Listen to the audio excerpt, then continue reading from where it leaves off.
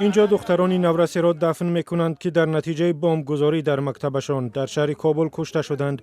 50 نفر اکثرا خوانندگان جان دادند. که ما را از شفاخانه امیره با مو مقداری که از گوشت که از وجودش باقی مانده بود دادن که ما کفن کردیم یا دفنش کردیم. ما خیلی از شهدا داریم که اصلا ناپدید شدن، هیچ وجود نداره. شما تصور کنین یک موتر بم وقتی در یک ساحه انفجار میکنه و در هر مسیرش هم مینای جابجا شده و اطفال که در محلش شما تصور کنین اونا دیگه باقی میمونه. مراسم دفن روز 9 می و یک روز بعد از بمبگذاری صورت گرفت. مکتب در آن گوشه کابل جایگیر است که آنجا اکثرا هزارهای شیعه مذهب زندگی میکنند. در اینجا طالبان و جنگجویان داعش بارها حمله و بمبگذاری انجام دادند.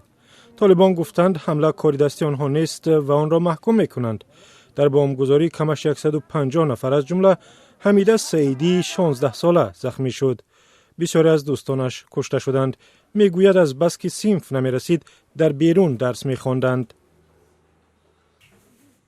ما زیر آفتاب درس میخواندیم، اونا از ما چی میخواستن؟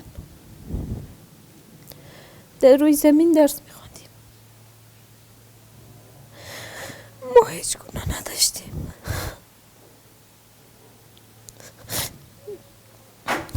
جنگ نه با دولت نه با مردمای ملکی. حمله بیرحمانه خشم و تظاهرات مردم را در افغانستان برانگیخت. همزمان با رفتن سربازان آمریکایی از کشور جنگ و خونریزی در افغانستان زیاد شده است. طالبان روز 10 می سازش آتشبسی 3 روزه اعلام کردند. چند ساعت پیشتر از این در نتیجه ترکش بمبی کنار راه 11 نفر کشته شدند. حکومت گفت طالبان این کارا کردند، اما هیچ گروه نه مسئولیت این بمبگذاری و نه مسئولیت حمله به مکتب را بر دوش نگرفتند.